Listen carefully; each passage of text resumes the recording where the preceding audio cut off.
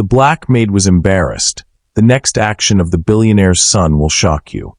On the polished marble floor of Manhattan's most expensive penthouse, a young maid named Camila Rodriguez knelt in silence. Her black uniform stood out against the glowing tiles as she hurried to collect shattered emeralds from a priceless bracelet. Every stone she picked up felt heavier than the last, because above her, the city's richest and most powerful stared with judgment in their eyes. Victoria Sterling, dressed in a gown worth more than Camila's entire yearly wage, stood towering over her. Her voice was sharp, filled with accusation, echoing across the grand hall. Around them, senators' wives, business leaders, and Hollywood elite paused their conversations to watch the humiliation of a maid who never should have been noticed. Across the room, Alexander Sterling, the family's only son, tightened his fists. His tailored tuxedo couldn't hide his anger, nor his silent conflict. He had watched this woman with quiet admiration for months, but now, seeing her dignity crushed in front of New York's elite, something inside him shifted. The glittering skyline shone through the tall windows, but no one was looking at the city. All eyes were on Camila. What Alexander chose to do in this moment would change both their lives forever. Tell me, where are you watching from tonight? Don't forget to subscribe, because the next part of this story is one you will not want to miss. Let's begin. Camila Rodriguez woke each morning before the sun touched the rooftops of Queens. At exactly 5:30, her phone buzzed softly on the nightstand, a sound she had grown to obey without hesitation. The small apartment she shared with her grandmother and younger sister was still cloaked in darkness, the only light coming from the street lamp outside their window. She moved carefully, not wanting to wake them, sliding into her neatly pressed black uniform. Her shoes, polished the night before, waited by the door. In the kitchen, she packed the same things she always carried: a foil-wrapped sandwich, a small container of rice and beans, and a paperback novel by Gabriel Garcia Marquez with dog-eared pages. She placed them gently into her canvas bag, the one she had carried throughout college. To anyone else on the train, she was just another worker lost among the crowd, but for her, this ritual was proof of persistence. Though she held a literature degree from Queens College, life circumstances had placed her here, working as a maid for the wealthiest family in Manhattan, while her true passion, writing, remained waiting in notebooks stacked beneath her bed. By 6 o'clock, she was walking briskly to the subway. The streets were quiet except for the occasional bus rumbling past. She tapped her Metro card, stepped into the cool air of the platform, and took her place among early commuters. When the train emerged from underground and crossed the Queensboro Bridge, she always turned to the window. For a brief moment, the East River stretched wide, the Manhattan skyline ahead bathed in gray morning light. Those few minutes felt like both a boundary and a promise. The world of privilege stood across the river, and every day she entered it only as a shadow. Meanwhile, Alexander Sterling awoke in a very different setting. His world began with floor-to-ceiling windows framing the same river from the opposite side. He lived on the top floors of a penthouse worth more than Camila could ever imagine. The apartment was polished by professional decorators, filled with original art and furniture imported from Italy. The air itself carried the faint scent of lilies arranged fresh every morning by the household staff. Yet despite the grandeur, Alexander felt an emptiness that no view could erase. He was the heir to a legacy that stretched back 3 generations, beginning in Pittsburgh steel before expanding into banking, energy, and global real estate. His family name opened doors effortlessly, but behind those doors he found only endless expectations. From childhood, he had been trained for perfection: tutors, fencing lessons, diplomatic dinners with ambassadors and senators. Harvard had been a natural step, not a choice, where he studied economics with distinction. But while his classmates formed friendships grounded in shared struggle, Alexander moved through life surrounded by people who wanted his name, not his truth. The contrast between his reality and Camila's could not have been sharper. She returned home from every shift to cook dinner for her grandmother, who required insulin and careful meals to manage her diabetes. Her sister Elena, still in high school, relied on her for guidance and encouragement. Camila's paycheck, modest compared to the wealth around her, stretched thin across rent, medication, groceries, and school supplies. But she never complained. In the quiet of night, after dishes were washed and her grandmother was asleep, she pulled out her notebooks. Words flowed when the city settled down, stories that spoke of resilience, migration, and the hidden poetry of everyday people. Alexander, in contrast, faced long evenings filled with social events he neither wanted nor enjoyed. Charity galas, art auctions, and political fundraisers demanded his attendance.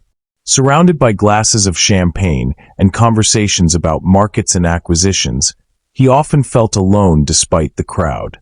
He had acquaintances by the dozen, but no true confidants. What fascinated him most was not the glittering elite, but the people who worked behind the scenes, the ones who moved silently yet with purpose. And among them, one presence stood out, Camila.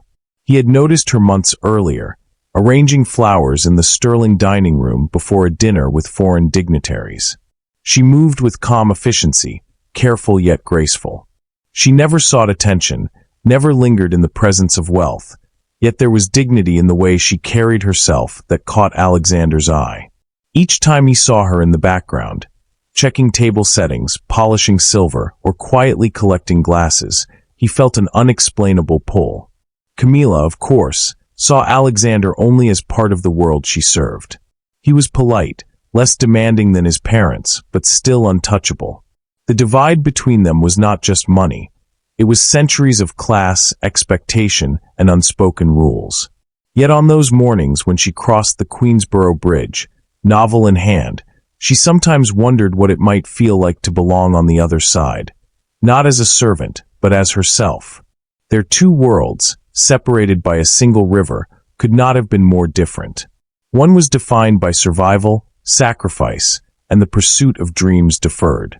The other was marked by inherited privilege, isolation, and the constant weight of legacy.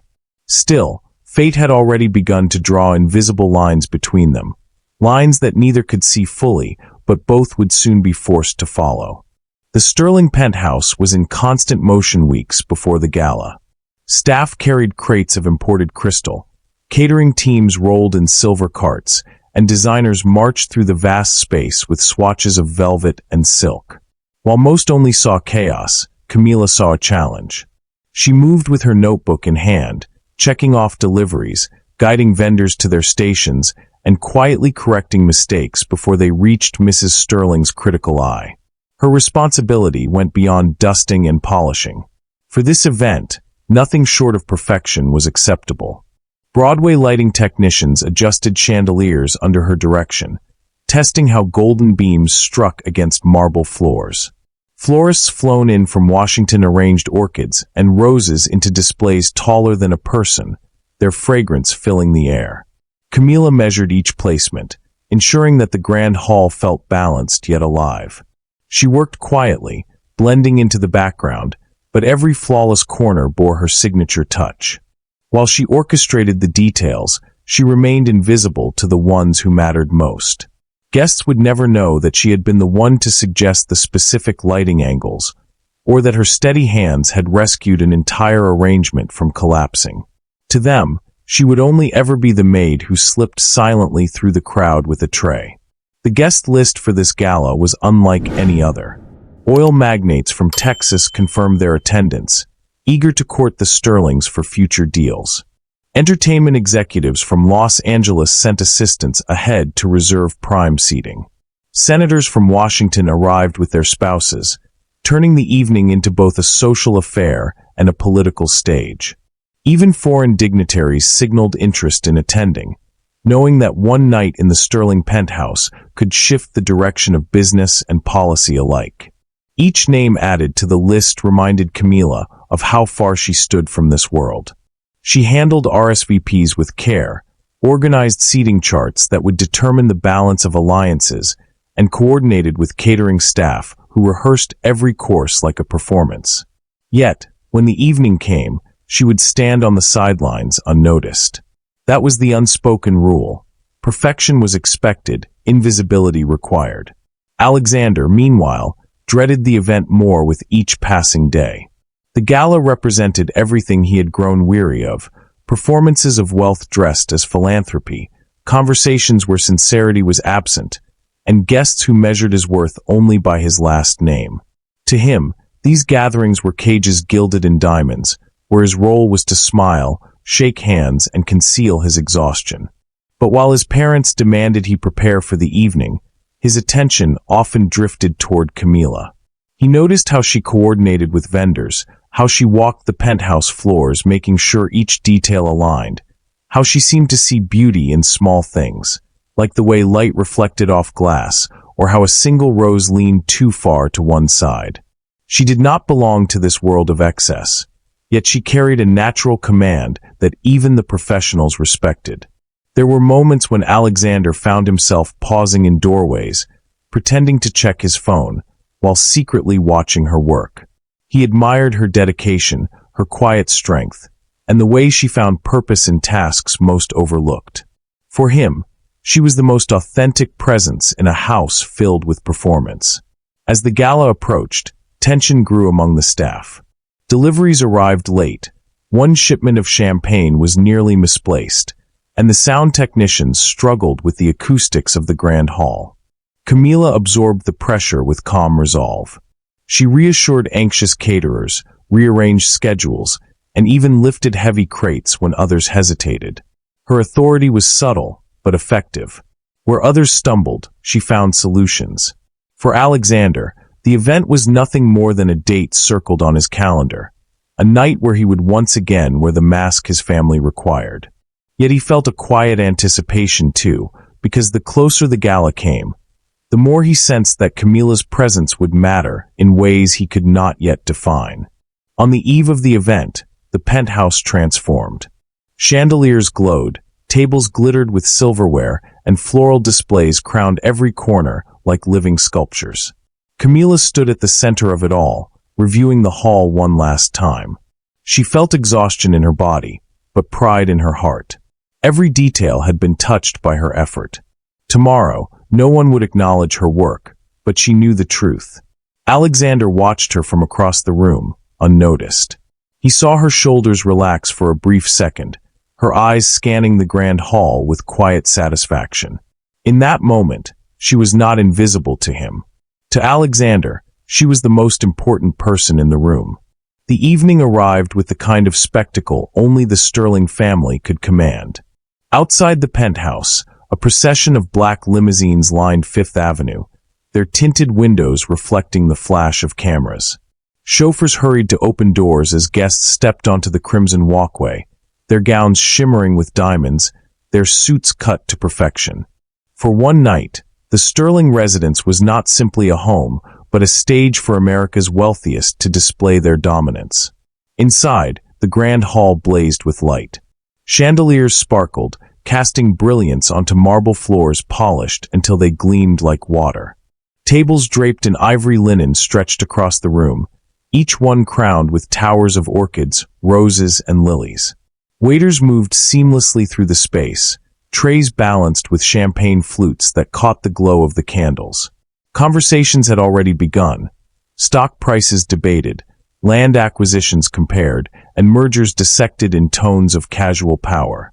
Camila was everywhere, yet nowhere. She moved swiftly, her steps careful, her posture straight.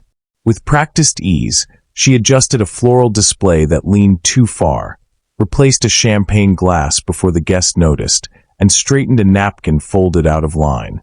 To most, she was invisible, another hand in uniform ensuring that nothing disturbed the perfection of the evening.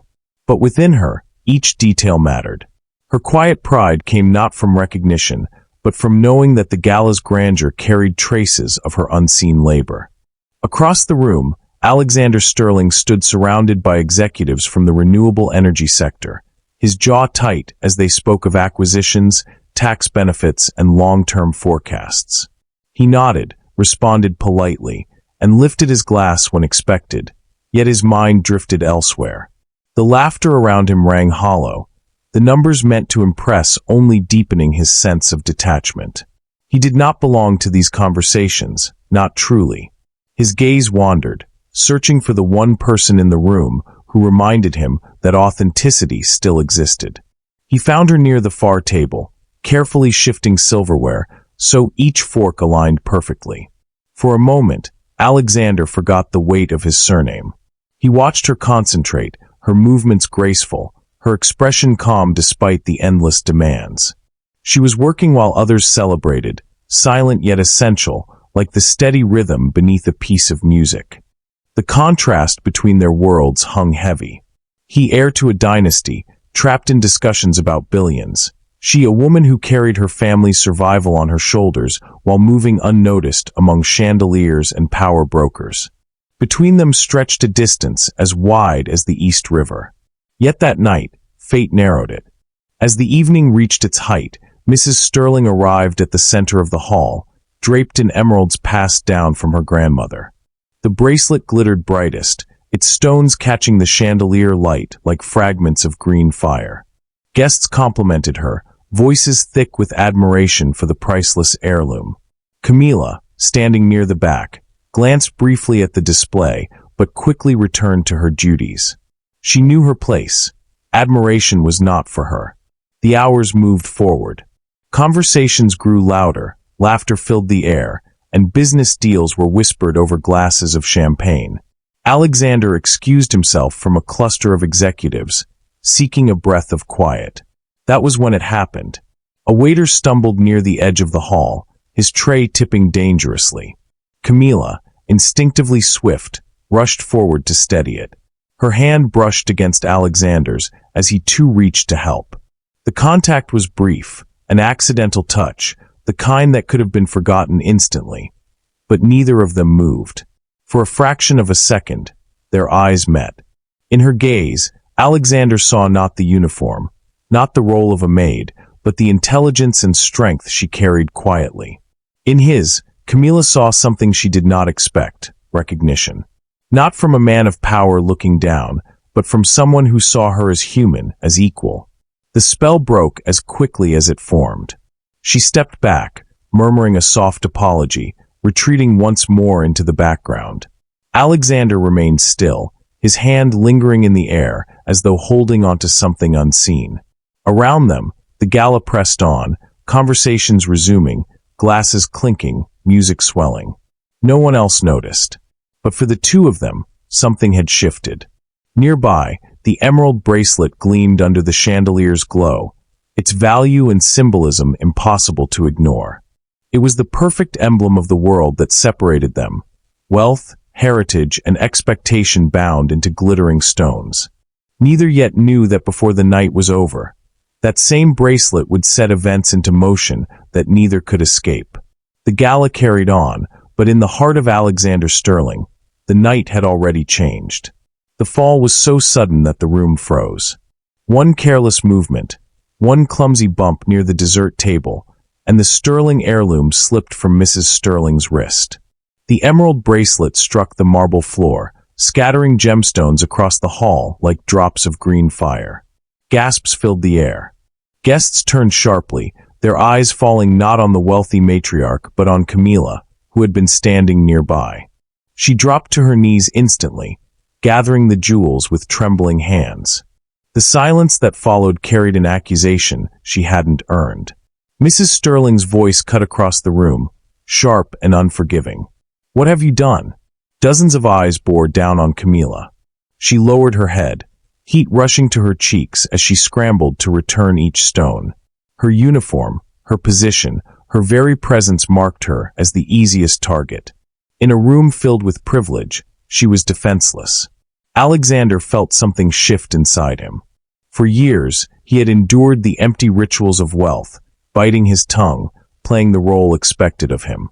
But watching Camilla kneeling on the floor, shamed for an accident that wasn't hers, broke something open in him. His fists clenched, not from anger at her, but at the injustice of the scene. Before he realized it, his voice rang out. "Stop." The crowd stirred, murmurs rippling as Alexander crossed the room.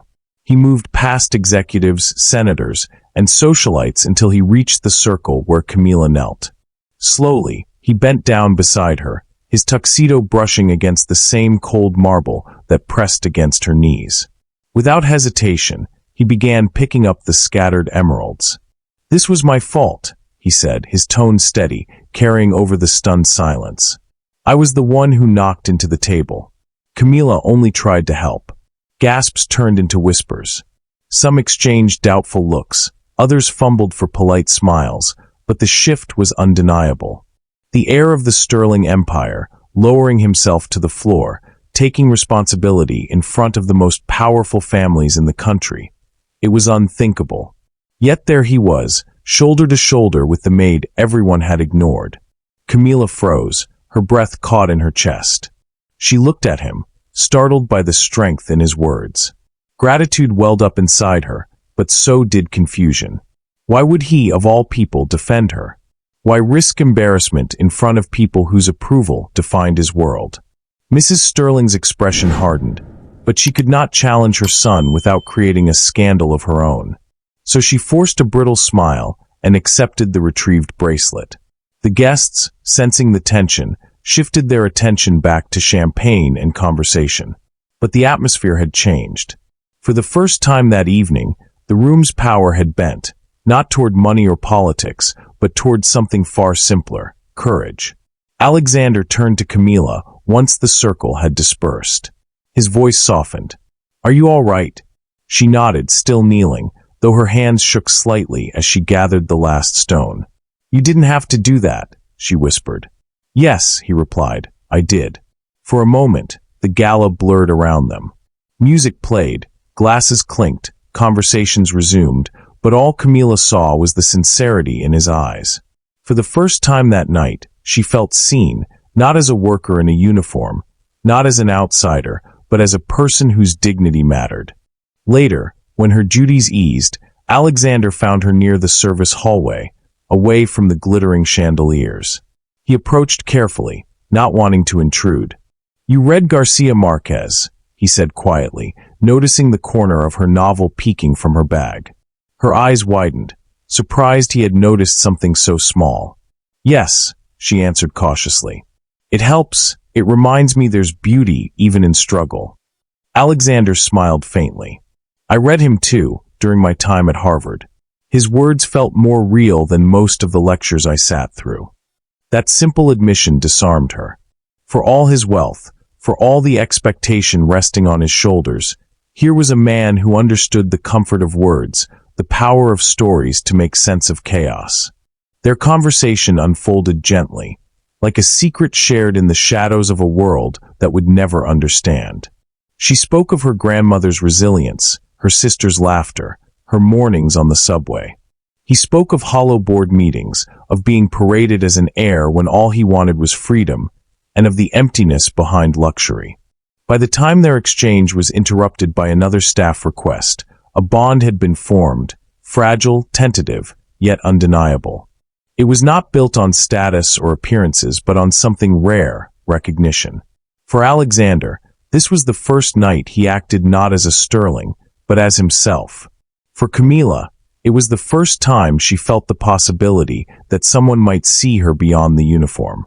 The gala continued as if nothing had happened, but for them, everything had changed. The days after the gala carried a quiet electricity neither of them could ignore. Alexander and Camila moved carefully, aware of the eyes in the Sterling household, yet something had already begun that no whispered rumor could stop. Their first meeting outside work happened on a rainy Tuesday in April, beneath the lion statues guarding the entrance of the New York Public Library. Inside, the Rosemane reading room stretched endlessly above them, hushed and golden in the lamplight.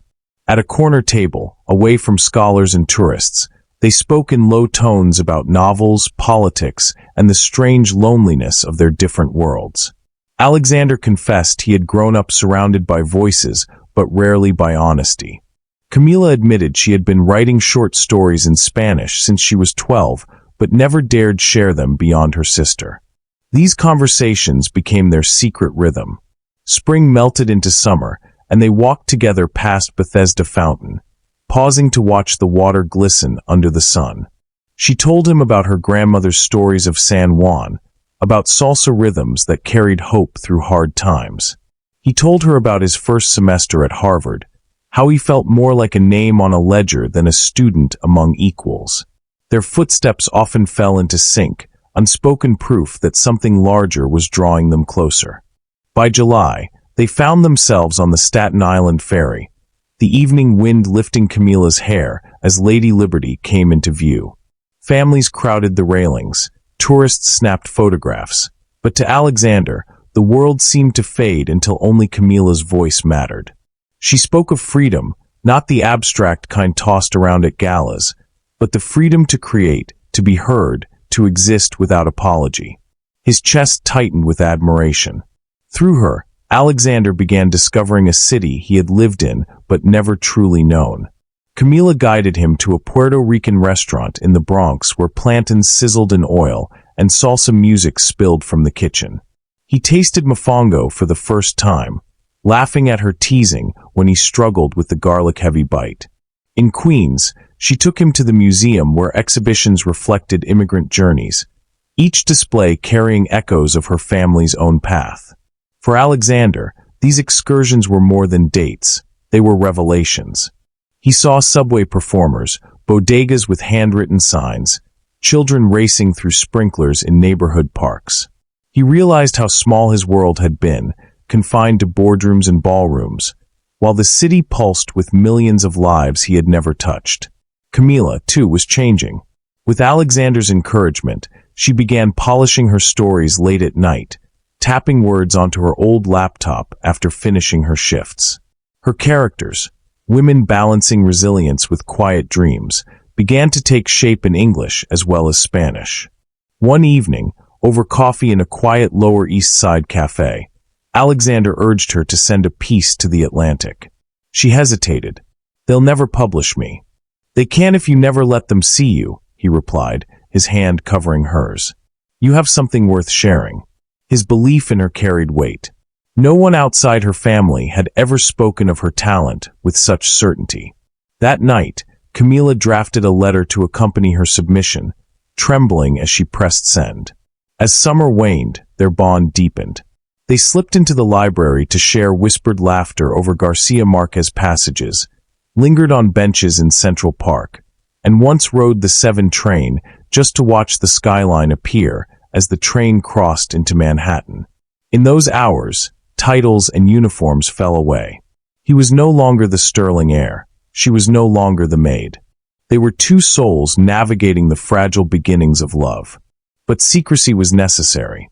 They spoke in glances when others were near, shared only fragments of their closeness in public spaces. The risk of discovery was real, yet neither could stay away.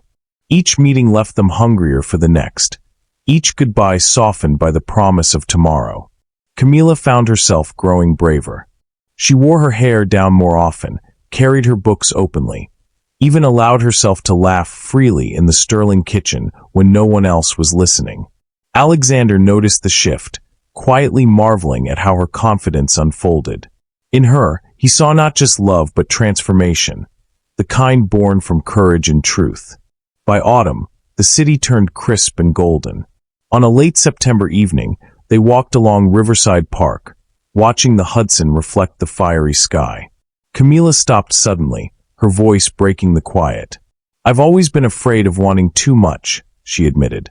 "Afraid it would be taken away." Alexander turned to her, his voice steady. "You don't have to be afraid with me. Want as much as your heart can carry."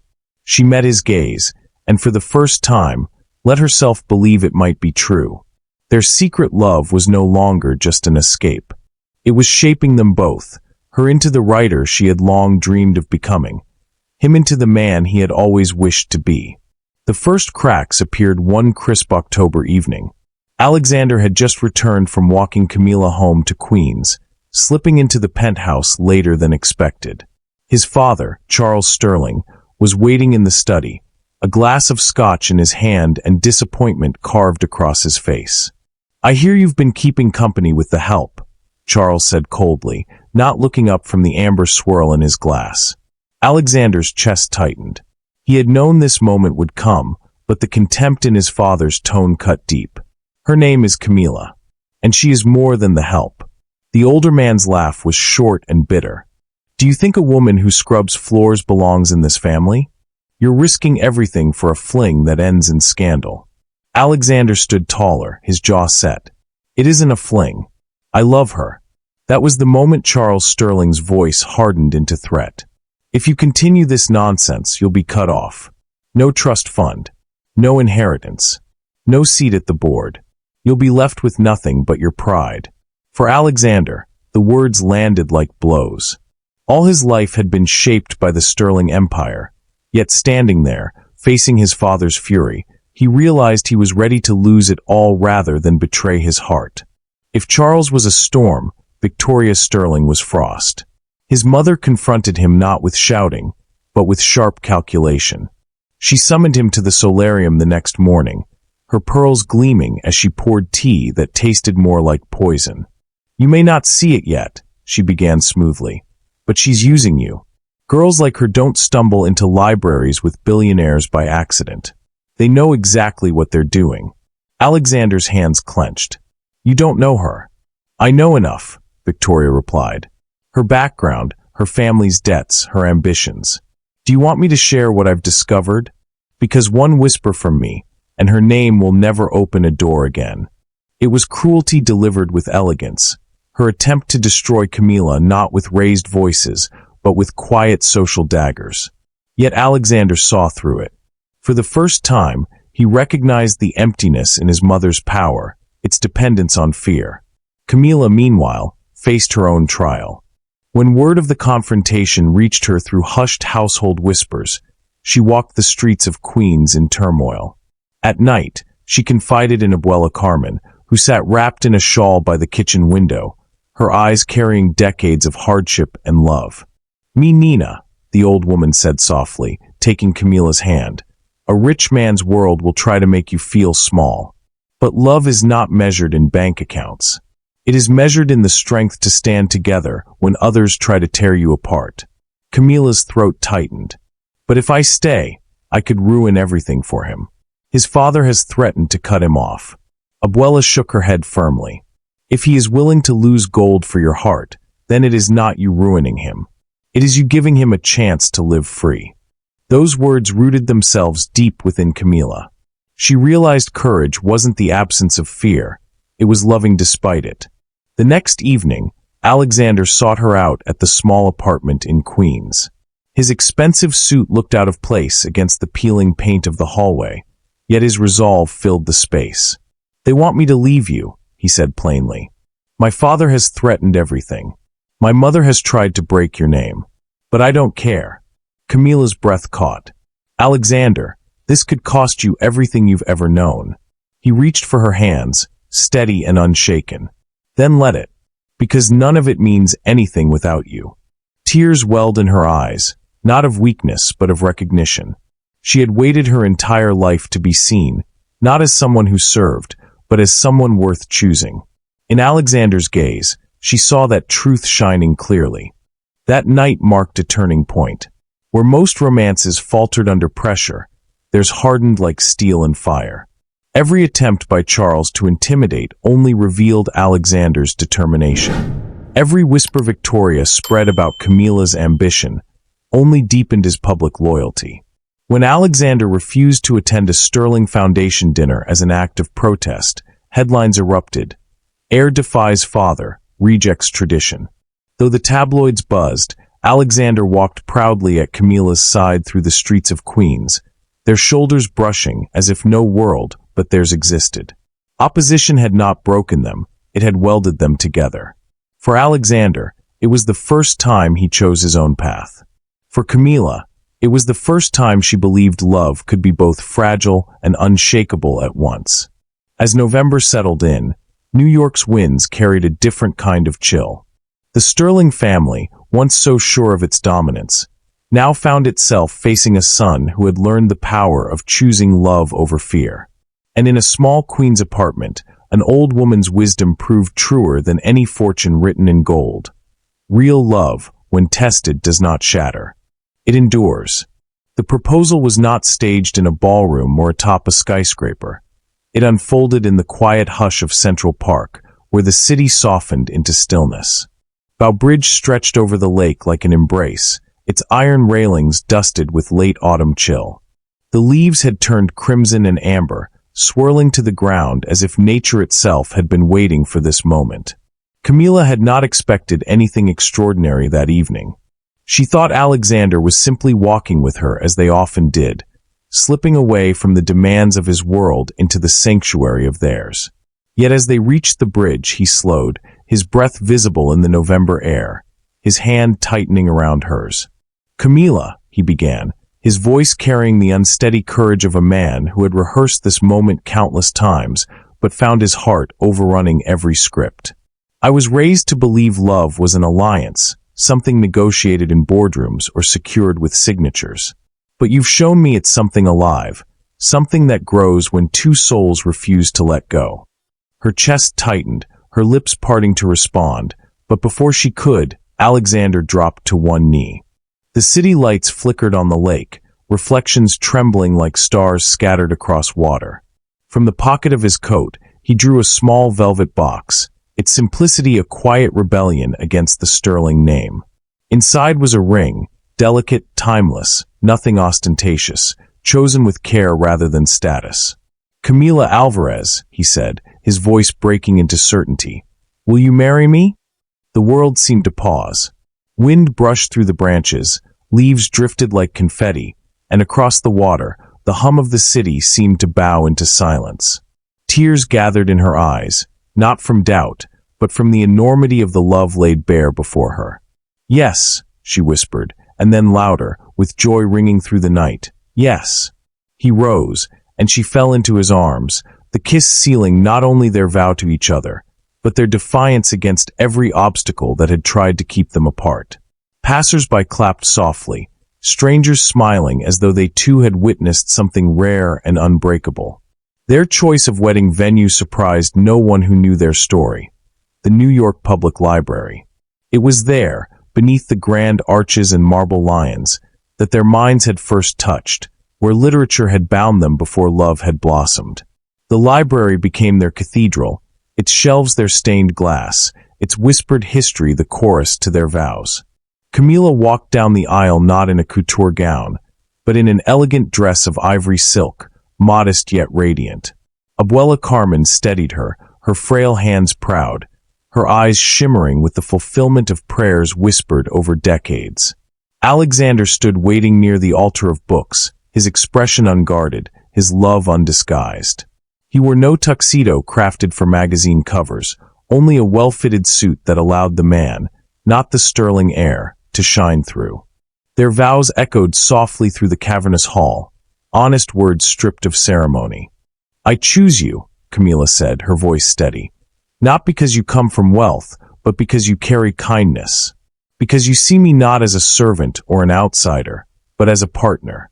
And I promise to love you with the same courage you've shown in choosing me." Alexander's voice was quiet but unwavering. "I choose you because you've given me freedom. You've given me truth. And I promise to protect this love, not with power or riches, but with loyalty that no force can undo." When they kissed, the gathered guests, an eclectic blend of friends, professors, neighbors from Queens, and a few softened members of the Sterling clan, rose in applause. The grand library seemed to glow with the warmth of something greater than any fortune, the proof that love itself was a legacy. Snow fell gently on their December wedding night as they stepped onto Fifth Avenue. The flakes caught in Camilla's hair, resting like pearls against her dark curls. Alexander pulled his coat around her shoulders, their joined hands radiating warmth against the winter air. There were no motorcades, no ostentatious receptions in gilded ballrooms. Instead, they celebrated with a simple gathering at a small Puerto Rican restaurant in the Bronx, where music filled the air and guests raised glasses of caquito to toast their happiness. Abuela danced with Alexander to a bolero, her laughter carrying across the room, while Camilla's younger sister snapped photographs that would one day become family treasures. For Alexander, this night was not about defying his family's expectations. It was about building something entirely new. For Camilla, it was the culmination of years of perseverance, a reminder that her worth had never been tied to wealth, but to the quiet strength she carried within. As they left the restaurant that evening, the snow had thickened into a soft curtain, muffling the city's usual noise. They walked hand in hand, their breath rising together in clouds of warmth, their footprints marking a path no sterling fortune had ever traced before. They were not naive. They knew battles still lay ahead. Business conflicts, family skepticism, the endless scrutiny of a world obsessed with wealth and status. Yet beneath the falling snow, their bond felt untouchable, their marriage a promise not only to each other, but to the truth that authentic love creates its own magic, stronger than judgment, brighter than expectation. That night, as they closed the door to their modest apartment, Alexander whispered the words that would echo through every trial still to come. "We've already won." And in Camilla's smile, he saw that it was true. Park Slope greeted them not with fanfare, but with the quiet rhythm of tree-lined streets and brownstones warmed by decades of family laughter. Here, Alexander and Camilla began the life they had chosen, not one imposed upon them by wealth or fear. Their corner apartment overlooked a stretch of Prospect Park where children played freely, and neighbors lingered on stoops, trading stories and accents from every corner of the world. For both of them, it felt like home, not because of marble floors or glittering chandeliers, but because it was built on honesty and love. Alexander's consulting firm found its footing in a converted co-working space, not far from the Barclays Center. Rather than chasing profits alone, he focused on projects that mattered: solar panel installations for schools in underfunded districts, sustainable housing proposals that could lower costs for working families, and renewable technology partnerships that gave small businesses a chance to flourish. The sterling name, once a burden, became irrelevant. Here, Alexander was valued for the clarity of his ideas and his willingness to listen. For the first time in his life, his work fed his spirit. He often returned home late, not exhausted from meaningless boardroom battles, but energized, eager to share every detail with Camilla over dinner. Camilla, too, discovered the fullness of her own gift. In the mornings, she wrote at a small desk by the window, her typewriter clicking against the heartbeat of the city. The novel that had lived inside her for years finally found its voice. Bridges of Queens, a story that honored her community, her heritage, and the power of connection across divides. When the Atlantic accepted her first short piece, she wept in Alexander's arms. When a publisher offered her a book deal, he kissed her forehead and whispered, "The world is finally reading what I've always known." Within months of its release, Bridges of Queens climbed bestseller lists, not through hype or scandal, but through word of mouth. Readers connected to its authenticity, its courage, its insistence that love and dignity belong to everyone. Book clubs across the country embraced it. Teachers introduced it to classrooms. Camilla traveled for readings, greeted not as a maid's daughter or a sterling controversy, but as a voice that mattered. Their apartment became a hub of warmth and creativity. Abuela Carmen often stayed with them, her wisdom infusing their home. On Sundays, the smell of Arroz con Gandals drifted through the air as neighbors dropped by unannounced, bringing fresh bread, stories, and laughter.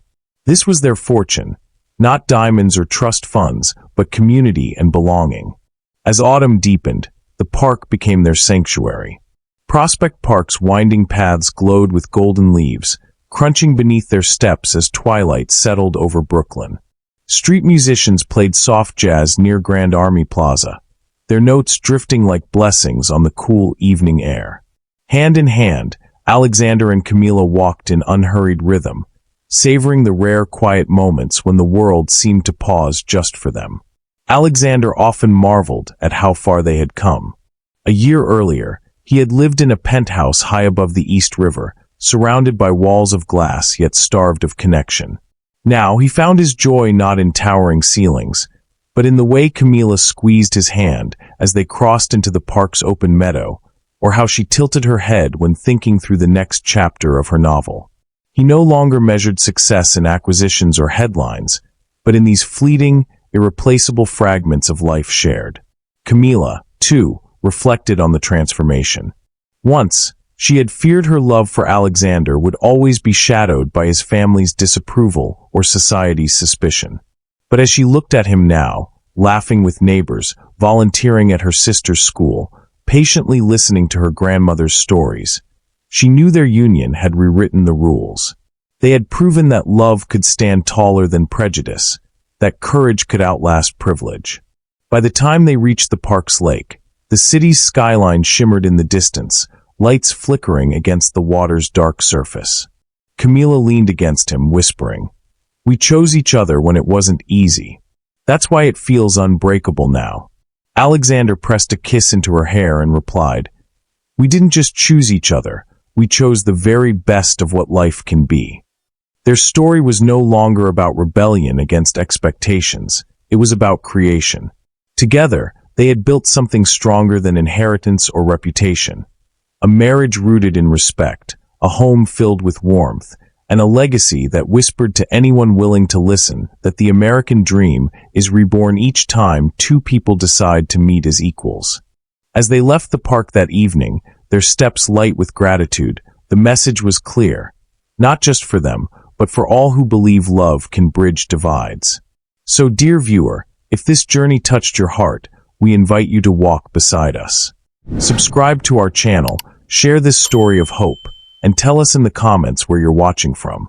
Because every time you listen, every time you share, you help us carry forward tales that remind the world that courage, compassion, and love will always find a way. Tomorrow, we'll bring you another story you won't want to miss.